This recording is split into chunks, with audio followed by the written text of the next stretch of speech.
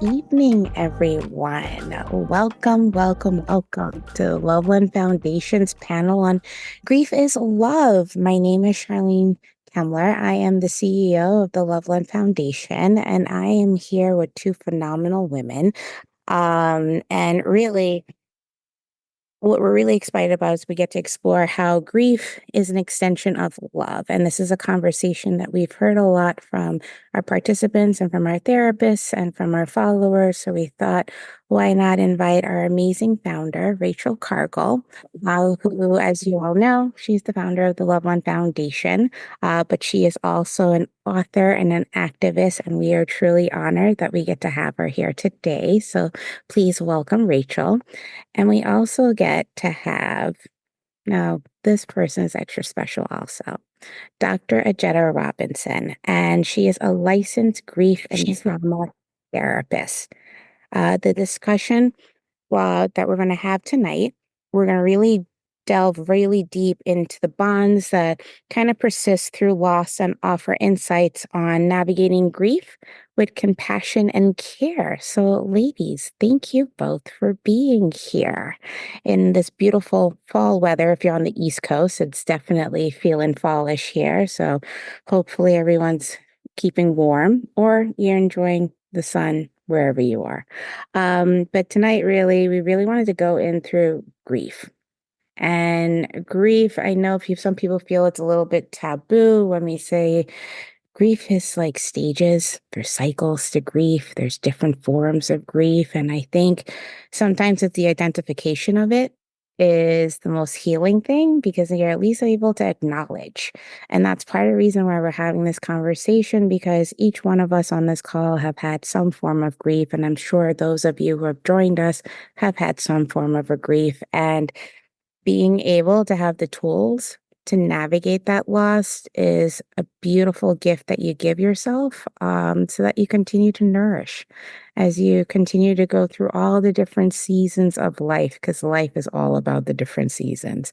And I feel like every time you reach that birthday milestone, you really feel that season.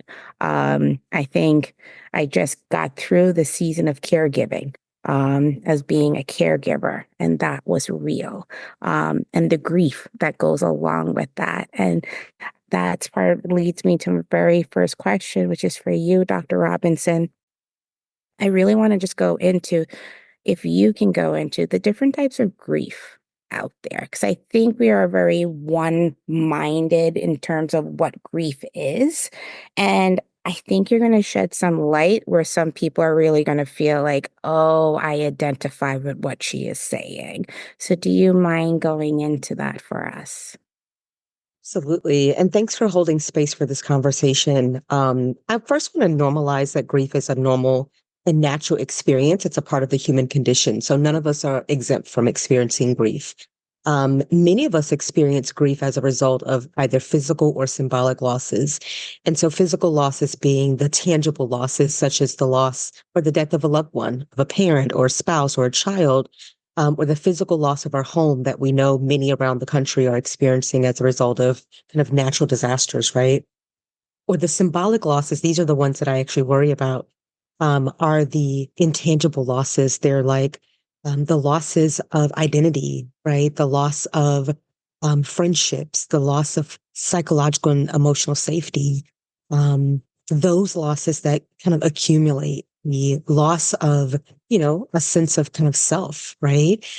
Especially for those of us that are disruptors, we might lose a sense of belonging. And those are the ones that often go unnamed, unprocessed, and unaddressed.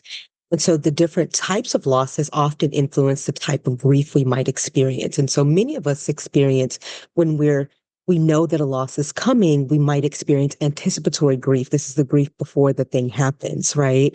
Some of us experience disenfranchised grief. And again, this is one that worries me. It's usually the grief that happens when the loss is not recognized either by society, or we can't quite put our hands on it, right? Because no one died, but there is a loss that has occurred.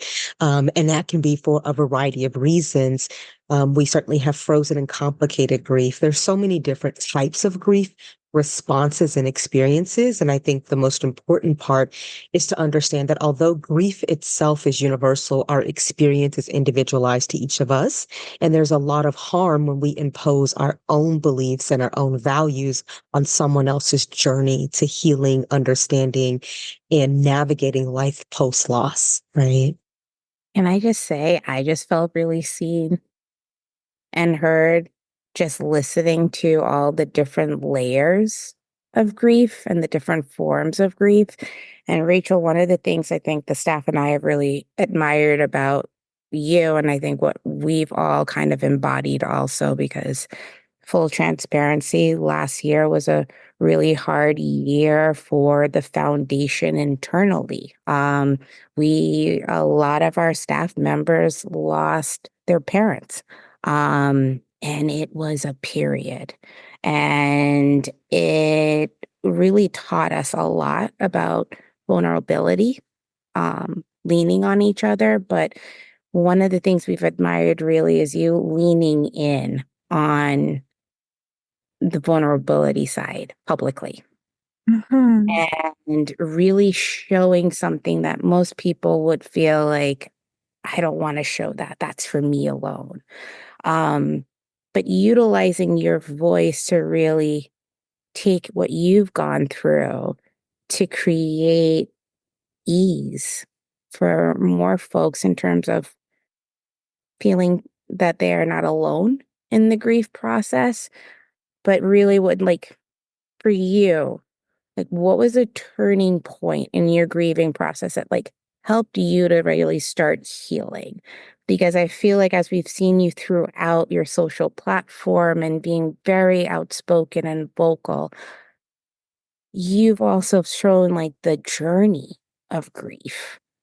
Um, and I'm curious, and I know a lot of folks are curious in that journey, like, how were you able to start your healing journey? I appreciate your reflection of what my experience has been. And it was such a hard time in the foundation last year, and how we were all trying to figure out what grief looked like for us individually and collectively. And I also want to say that my vulnerability with my grief was also very much so related to what I understand my work to be in the world. I often say that my work thus far has been to live out loud, to be in what I'm in and to express it, inviting other people to either see themselves in it or figure out um, their own frameworks to these shared experiences. And that is what I did with grief as well. When last year I lost my mother and my grandmother and my older sister, and it threw me into what Dr. Robinson mentioned of an identity crisis, the anticipatory grief of my mother's cancer journey before she passed, the caretaking I did in hospice with her. And I think that I recognized very quickly, when those three figureheads in my life passed away, that I was going to have to either build a relationship with grief or drown in it. And I think that my decision and my approach was to essentially build what I call a grief practice, me recognizing that grief is going to be a part of my life because I've lost my mother, I've lost my grandmother, I've lost my big sister, I lost my father when I was 11. Grief, it really comes with a punch. It's not, it's not, it doesn't drip towards us. It rushes towards us like waves, like trains, like things that hit us hard and knock us down. And I think that I was either going to sink or swim, and I wanted to give myself an opportunity to, in a attempt not to sound cliche, but reimagine what grief might be to me as a Black woman who feels like I have work to do in the world, who feels like I have something to continue on with in the name of my loved ones who has passed, and who leads in many ways where other people are experiencing grief too. And so me developing a grief practice, an opportunity to be in relationship with my grief in a daily, weekly, annual way to say, you know what, grief, we're about to be together for quite a while. Let's go ahead and get to know each other and figure out ways that we can dance instead of drown. Oh, I love it. And that actually takes me right back to you, Dr. Robinson. If you can go into what folks like to term like the grief cycle, and what exactly is this grief cycle? Yeah, so this grief cycle and stages has really been taken out of context. I always want to disrupt this because when Dr. Elizabeth Kubler-Ross initially developed the stages of grief, it was applied to a population that was receiving palliative care. And in that particular context, a stage model made sense as a way to prepare the patient and their loved ones with a foreseeable end, the anticipatory aspect of grief. And we've kind of taken it and adapted it to grief overall. And it causes harm when we do that, right? Because we're not utilizing it in a way that actually honors the grief that many of us are experiencing because it's out of the context in which it was developed. And so, the stages piece, grief is not linear. For many of us, it's a lifelong process that anniversaries, milestone events, even joyous occasions, holidays will cause you to revisit. And so I really like Rachel saying that it's a practice because the same way with a relationship that evolves, you have to remain curious about what that relationship needs. Those needs change in different seasons of your life and as that relationship continues, right? And that is true with your relationship with grief. That for many of us, it is lifelong. And for some of us, that feels like, okay, I have some time. I don't have to rush through this. There isn't this finite thing where I should be over it. And for others, it's like, man, am I always going to feel the weight of this grief? And what I say to that is that for those of us that do the work, what we'll notice is that we adapt to carrying. And living with grief and finding meaning in what life looks like after loss, whether that's physical or symbolic, because the brain and the body doesn't distinguish between physical and symbolic losses, right? We try and conceptualize the difference like, oh, no one died, so I shouldn't be feeling this bad. The brain doesn't know. It treats it like a psychological injury that is designed to repair itself. And that is why being active in your grief journey is so important because the body's geared towards survival. It's the reason that when you don't do the grief work proactively and you have a little bit of downtime, it wipes you out, right? Because it's geared towards survival. And so it's going to take any little downtime or resources you have and say, hey, look at this. And you're like, wait a minute, I'm on the beach on vacation and you look available, right? And so being able to be a companion and be curious about what grief looks like in your life, I think is important. I think the other major piece around grief experiences, especially in the United States, and I know that you all have a broader reach than that, but especially grief in the Western world, we really have to think about decolonizing because the way that we access and conceptualize grief really leaves people in isolation and suffering because we think it's an individual experience,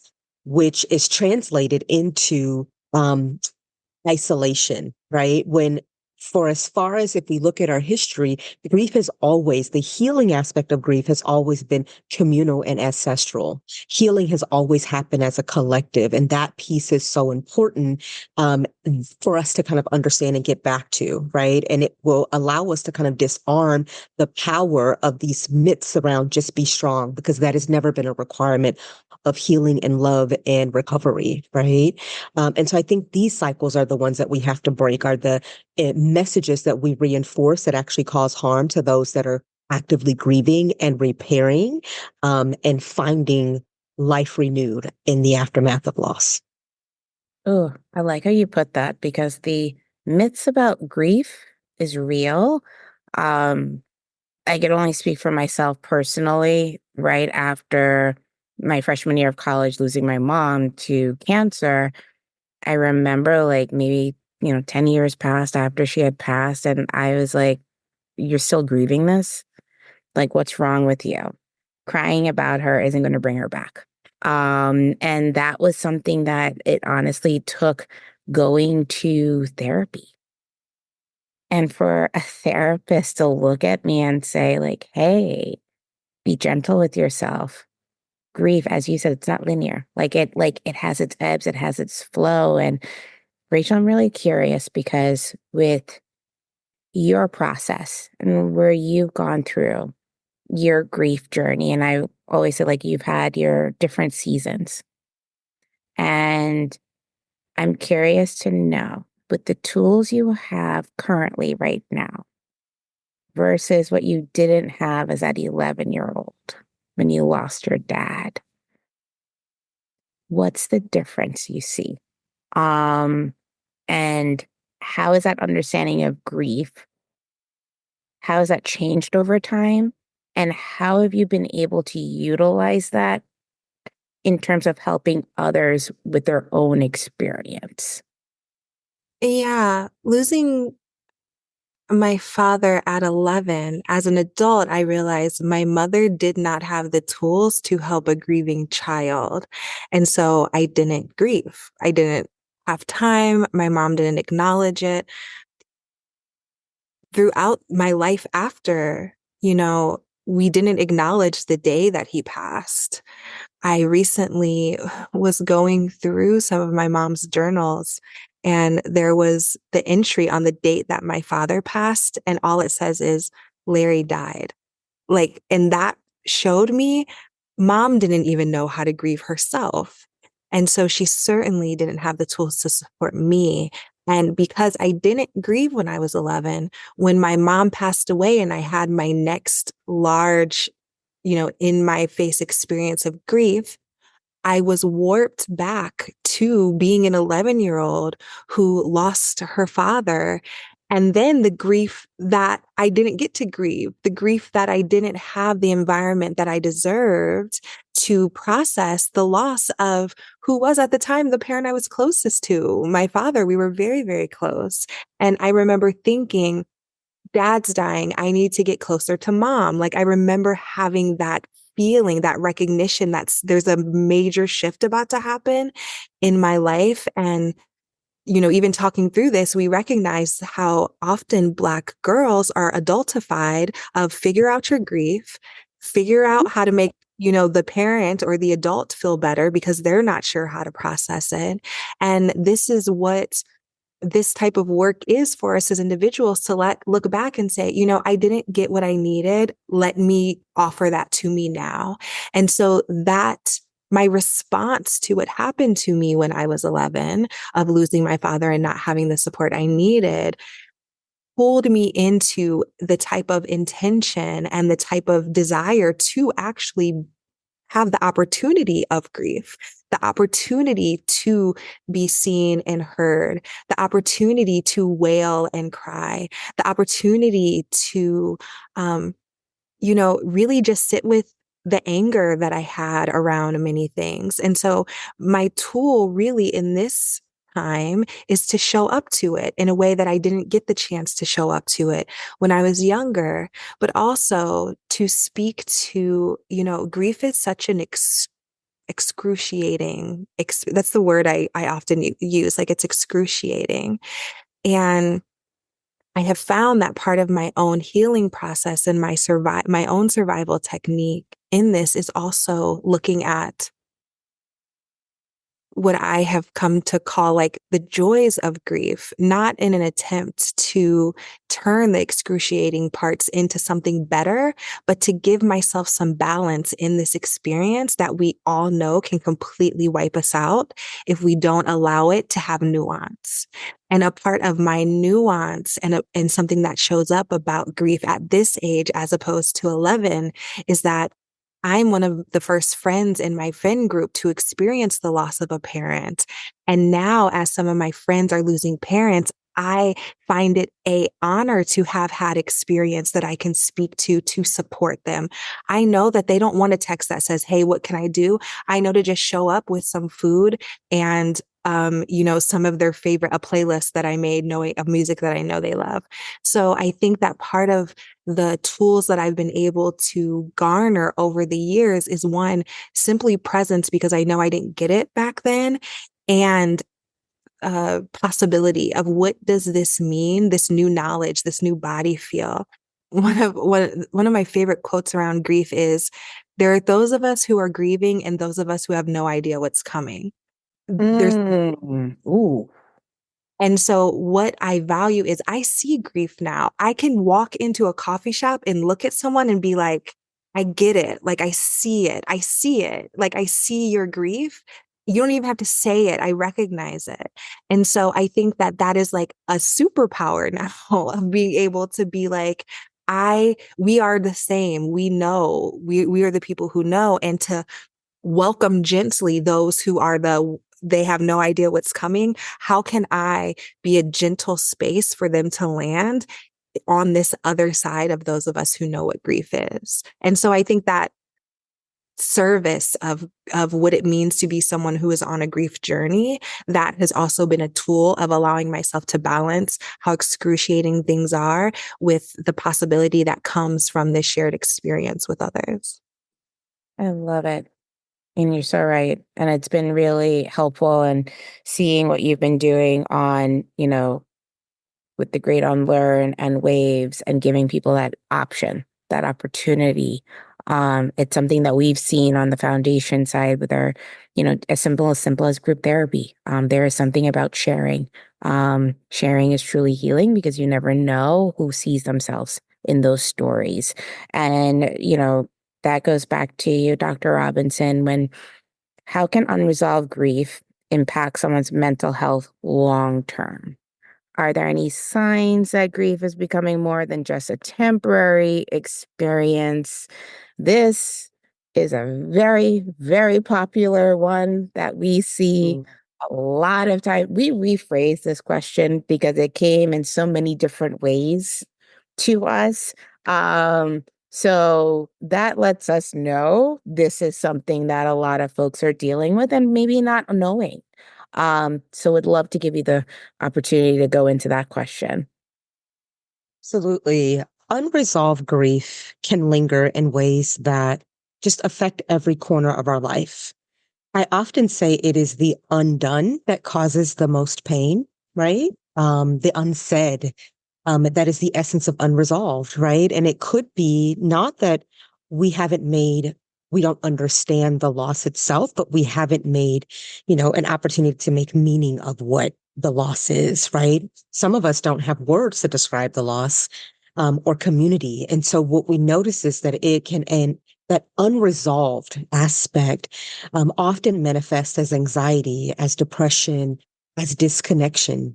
Um, we When we are not intentional in therapy, we might misread this as resistance, when really that disconnection and disruption in kind of overall functioning, the absence of the ability to enjoy activities, right? To be able to maintain relationships over time, um, even this persistent numbness, right? There's so many ways that shows up. It numbs our creativity, and even our compassion for self and others. What happens for many of us that have unresolved and unprocessed and unnamed grief is what we're talking about. Its essence is disenfranchised grief. Um, but what happens when we don't have a place and a way to process and metabolize it and do something with it is we experience what we understand clinically as prolonged grief disorder, which really is traumatic. And so frozen and traumatic grief. And we know that the body stores all of that, unprocessed narratives. And we know that there's a correlation, especially with Black and Brown women, because we have the highest number of autoimmune diseases that are directly correlated with exposure to trauma And I fundamentally believe that that exposure happens ancestrally, vicariously, intergenerationally because of the way that we navigate healing and really the unhealed aspects, the unsafe spaces that we navigate both interpersonally, but also in the world as we walk in it. And that literally compromises the very fabric of our being. Our body begins to betray us from the inside out. And that every single person that I have spoken to that has an autoimmune specifically, that's a Black or brown woman, when you ask the next question, you find the grief and the trauma. And that is not a coincidence, right? So I think this is what we're talking about that's at stake, which really affects the overall health profile, right? The overall quality of life. And what's also at risk is that joy is our birthright and it becomes disrupted. That we live a life unfulfilled. We live a life of service, but more importantly, we live a life of self-abandonment that grief often forces us to live differently around because it forces us to identify that time is a non-renewable energy. When we have profound loss that disrupts the self-abandonment that has become our norm. And so I think those are the things that happen when grief remains unresolved, is that we maintain a pattern of self-abandonment in ways that compromise us on all levels. You actually, we had a question that was thrown into the chat. Dr. Shah, I'm sure you got your answer right there. That was a perfect way. It comes because I don't think people are realizing, how much in terms of even just being, with grief and the current climate we are all living in right now. It is a lot. But also when we are thinking about Black women, and we're thinking about autoimmune diseases, and there have been enough case studies that have come out recently that have shown stress being the number one factor. And it's part of the reason why the foundation exists. This is why Rachel wanted the foundation. It was through, and Rachel, I hope you don't mind me speaking for you, but it was really through her journey, her healing journey, and realizing this is the most beautiful gift I could have ever given myself. I want to give this amazing gift to every single Black woman that's looking for that healing, that's looking for that generational change. And it's something that we are very, very fortunate that we get to do every single day at the foundation. So thank you, because that really hit on a lot of things that we see. And I think a lot of people don't know how to do the identifying. And I think, we've gone through the types of griefs. We've gone through the myths of grief. I wish we had like a whole week seminar about this, because I think there's so many different layers when it comes to it, because we didn't even touch the complicating grief factors, where it's the outside world and it is either lack of a support system, unresolved childhood grief, the nature of the relationship, maybe it was sudden. But I also really want to make sure, again, not play into just the loss of an individual as a grief. I really want to go into unique challenges that people do face when grieving non-death losses. Because I think people aren't realizing those two are griefs. When you are ending a relationship with someone, that is a grief, whether it is a divorce, it is real. There's a grief. Job, when you're losing a job, or even as you are going through your life cycles and figuring out what worked for you in your 20s and 30s is maybe not fulfilling you right now in your 40s and 50s, and you're looking for that next, but you're feeling lost. And that's just that same sense of loss, because you feel like you're losing that person that you knew before. Even when I became a mom, no one told me that I would be grieving, because I would be happy. I'm happy. I'm lucky. I was able to have a child naturally. Great. Healthy. I survived. But no one told me that after having the child, I would be grieving old Sharlene. And I having to say goodbye to that Sharlene. And this is the new 2.0 Sharlene.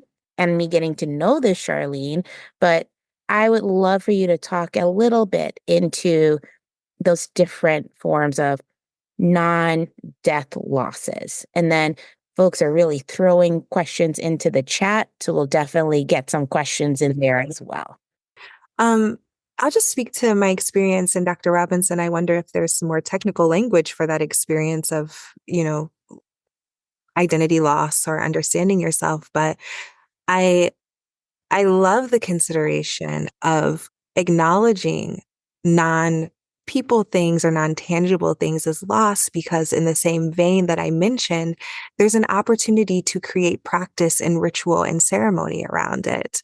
And for it not to always simply feel like a loss, but to encourage ourselves to be nuanced and say, what else does this represent? What else does this mean?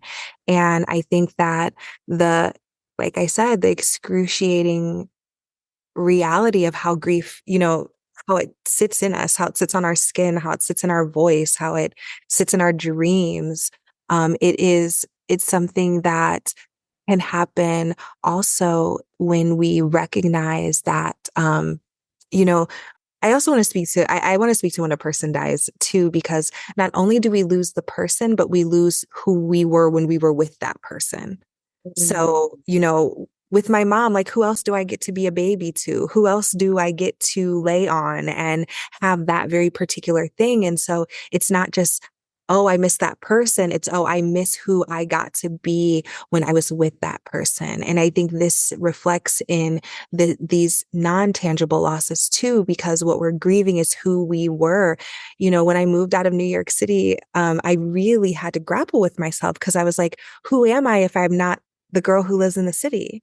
These identities of like, wait, now I have to have a bigger understanding of myself. But instead of saying, wow, Rachel, you were so silly for throwing so much of yourself into this persona, I could say, damn, New York City girl was dope. Let me honor her. Let me grieve her. Let me, feel the feelings I might feel so I can create space for what I'm becoming in another way. And so I think that I feel like all of my answers kind of sound the same, because they really play back into this one relationship with ourselves to say, I'm worth understanding myself. I'm worth studying myself. I'm worth putting into practice these rituals that help me move through life. But also, I think that my answers all come back to grief not being something we are trying to get through, grief being something we are trying to get into relationship with. And that can show up in many ways. And I've been encouraged by how I've been able to create language or ritual around, a friend breakup, around, projects, changing, or my understanding of, my work changing. And I think that it is worth our time and it is worth our energy to figure out what tools are in our tool belt for the grief that will come, whether it's a loss of a person or a loss of a circumstance or a loss of a thing like a house, as we see many of our community going through with this environmental disaster. And then to take it a step further, how can I use my tools to support other people as they go through various types of grief? And one of those first tools is just recognition, to see your friend who is being like, oh, I lost my job, but it's fine. I'm just looking for something new, to maybe be the friend who can take a pause and take them for coffee and be like, let's talk about all the things you did at that job. Like, you really showed up and did something. And how can I help you move through this moment of grief as I celebrate where you're going next? So yeah.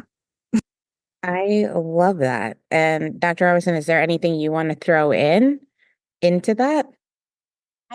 That was absolutely beautiful. I know. And what I would just add or just emphasize, based on what you said, Rachel, is the naming the grief for symbolic loss, is naming that it is grief, is so important, because oftentimes we don't recognize that what we're experiencing, because no one died, is that we're grieving.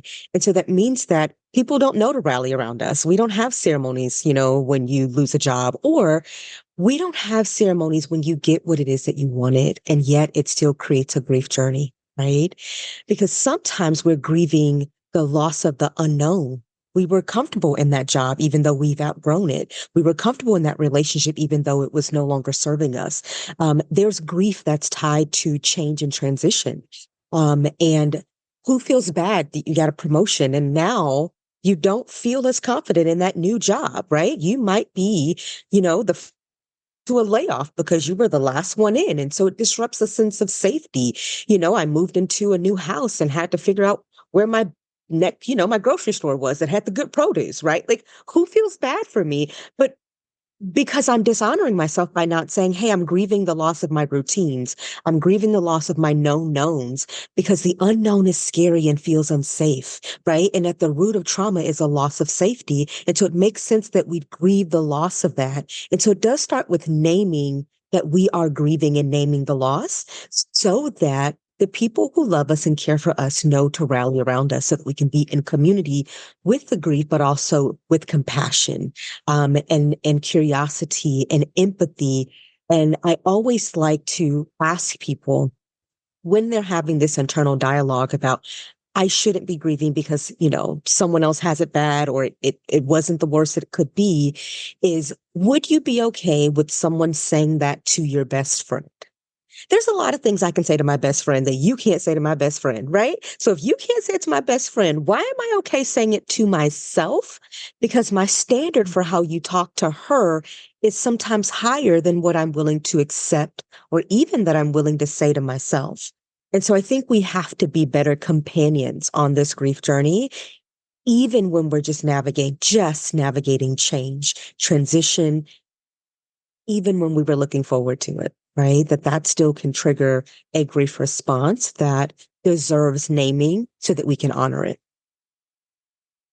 I love the concept of naming it so you can honor it. And I think that's something that is going to be a big takeaway, I think, for a lot of folks in terms of being able to at least admit, like, yeah, that did actually cause me the grief that I may have not realized it did cause me. As I said before, there's been a lot of questions being thrown into the chat, so I'm going to try and compile them. And for those of you who are submitting in questions, thank you so much. We truly appreciate you.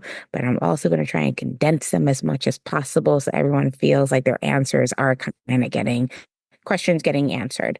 So it's a lot of, I think, and we were going into this, which is how do we take care of ourselves during this process of grief?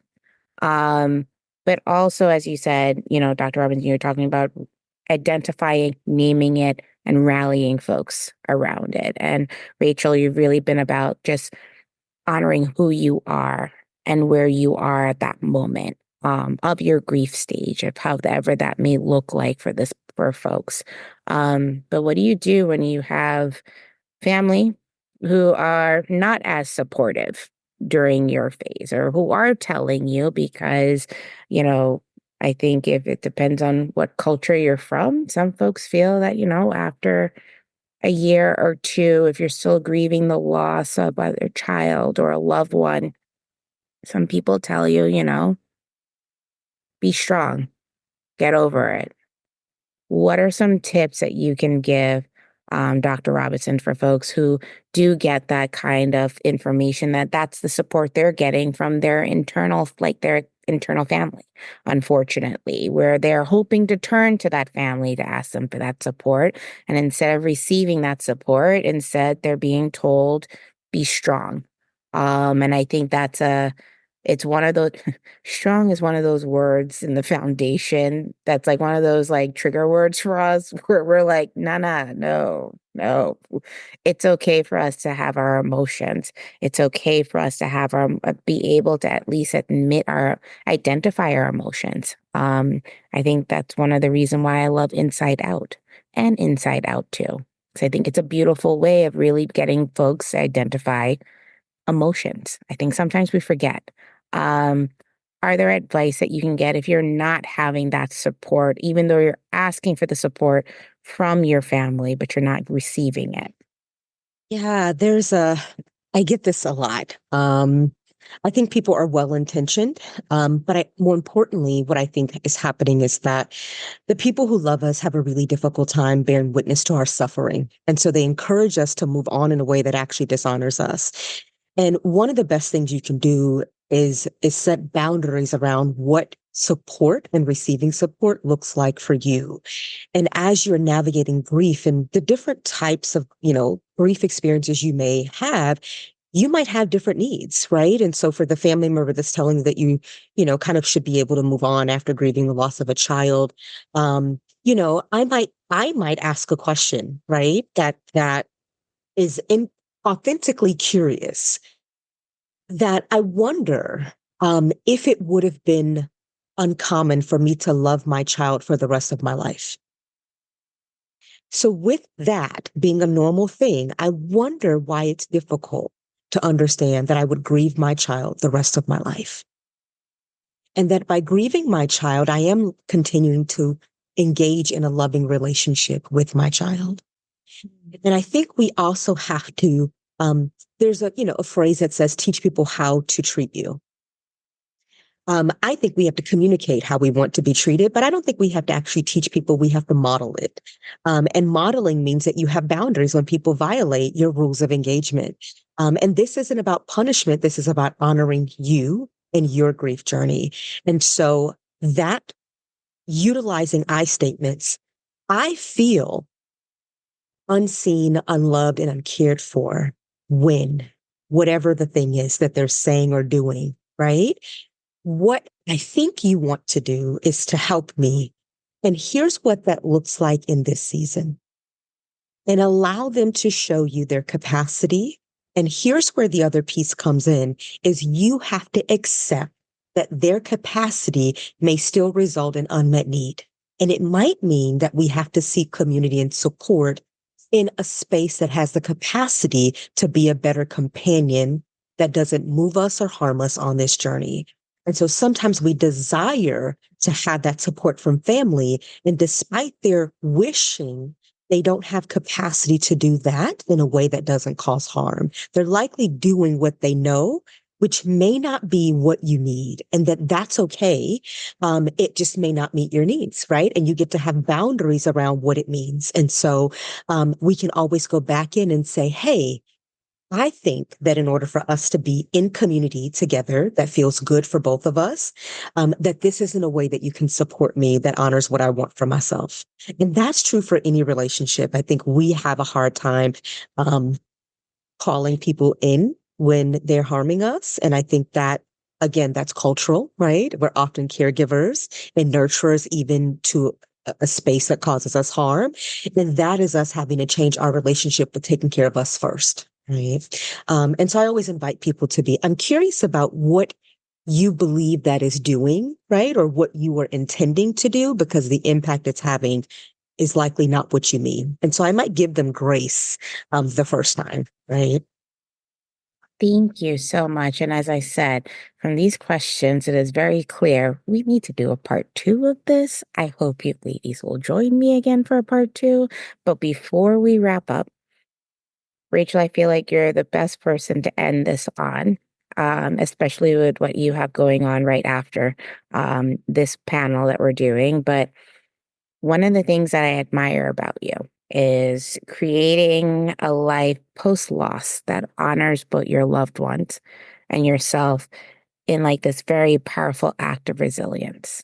And it's a beautiful thing. And I know from like looking out, I'm like, oh, this is a beautiful journey. I'm sure you in it, it's like you're in a storm where sometimes there's the calmness and then sometimes it is not so calm. But after all the loss that you've had and still being able to show up, however, and I really feel like especially this year, there's been a shift in you in terms of, I don't know if it is your ancestors behind you who are giving you this like nice push. Um, but how have you been able to really honor them in your work and in your everyday? Because I think that is something other folks are asking is when you go through that hurt, when you go through that loss, how do you get through it? How do you honor them? And how do you do it in a way, even if it is a friend or your spouse or a child? Like, how are some of the things that you've been touching with waves? And I'll let you go into waves a little bit, but how have you been able to like really lean into that? Thank you for all your kind words. Us working together, you kind of have a front row seat to so many of the things that I experience in my personal and professional life. So I appreciate your reflection of how this has looked like moving through it. And I hope to combine a few questions that I also saw in the question box to answer this, which one of the questions that I think might fit into this is, what does I keep saying a grief practice, but they said, what does it actually look like? Like, what does that mean? And so I want to give a few examples. One good example is my mother and I used to always talk on the phone in the mornings, and my mom we used to drink coffee together. And so now I take my morning coffee as an opportunity to just sit with mom, to just say, like, either think through the things that I would tell her, to look through photos. Like, I can still have coffee with my mother. Another really good example of a grief practice, my older sister, she loved Lauryn Hill. When I hear Lauryn Hill, I think about it playing at my big sister's apartment when she first got her own apartment. So whenever I hear Lauryn Hill, I take a deep breath and just enjoy the song in the way that my sister would enjoy the song. So these are my grief practices that show up in my everyday life, that it's not something I have to keep up in my bullet journal. It's not something I have to check off to make sure I cried today. It's not anything like that. It's taking whatever opportunity I can to be in relationship with the people that I lost. And I think that that also is showing up in my work. As I said, my work is to live out loud. And so I am living this grief out loud through some of the programming I'm creating through my platform, The Great Unlearn. And right now we have something called Waves, and there's two parts to it. The first part is a memory writing session, which we're going to be having one right after this event. They'll drop the link if you want to join us. But this memory writing session is a work that I do with my colleague, Sula Johnson, who is a death doula herself. And she and I come together to offer some prompts to help us remember what we lost and remember details about our loved ones. One of the things we recognize is this fear we have in grief of forgetting. We don't want to forget the person. We don't want to forget our memories. And so this monthly memory writing session is an opportunity for us to just come together, share space, and get some of those memories down with prompts that are, very nuanced, like, how did your person like their coffee? What mug do you remember them using? All the way up to how you might write out what has surprised me about grief is, and really kind of documenting our own grief journeys. So that's one thing.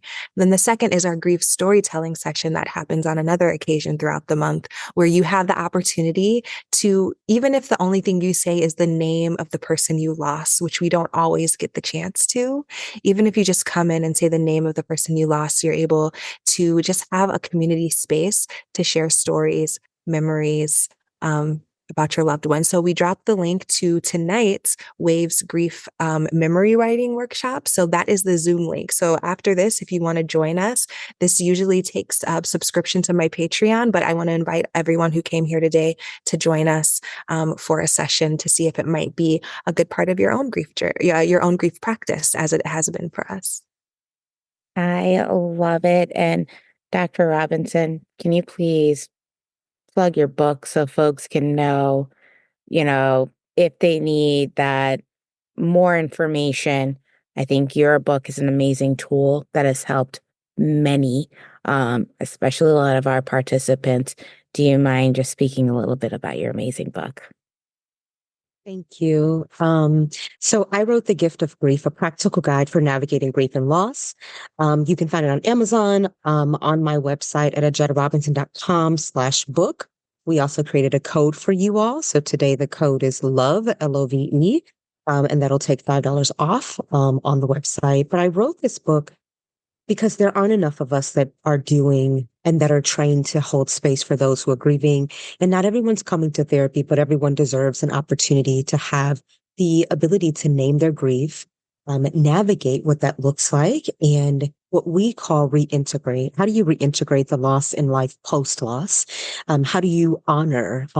It has some practical kind of tools and tips on like rituals, how to have the conversation with children, how social media impacts grief. I've shared in other conversations that my brother and grandfather died 9 months apart, and my brother died very publicly. And I became an unofficial PR person, and had to make some statements that I never want anyone else have to navigate in the midst of their grief. And so I wrote that chapter on social media to help folks navigate the ways that social media can be both a safe haven, but also can create additional harm for us. And so it's written in a way that's very accessible and practical for those that are either grieving or those that want to be better companions to folks who are grieving. Love it. And I would also just plug in the foundation. Please follow us on the lovelandfoundation.org. Follow us on our newsletter. We're actually coming out with a holiday guide and giving people tools and tips to deal with grief during the holidays, because the demand is real and we want to make sure folks are able to at least have the tools to navigate the holidays this season. It has been an absolutely honor getting to talk with you, both of you. And I will definitely, from the chat, a lot of people are saying thank you. This is good. Needed this. This conversation made my heart ache and open. And they'll definitely be joining you, Rachel, at 7 p.m. So I am really glad, because our goal at the foundation is always to give people tools and tips and listen to our audience. And I really think that we did listen. And again, grief is a really hard conversation to have, but I think we left this conversation honoring those that you have lost, that I have lost, but also giving folks amazing tools and tips on how to actually navigate it with ease, but also doing it in a way that fits for you. I think that's the beautiful thing about mental wellness. Everyone's mental wellness is their own. Make it work for you. So on that note, I say good night to everyone. The link again, Zoom. We will follow back up with Dr. Robinson's book. We'll also have a follow up with Rachel's link to her wave sessions. We appreciate all of you. If you appreciate what we do, don't forget you could donate to the lovelandfoundation.org. We appreciate you, because we support Black women and girls on their therapy support. So on that note, ladies, have an amazing evening, and thank you all for joining us tonight.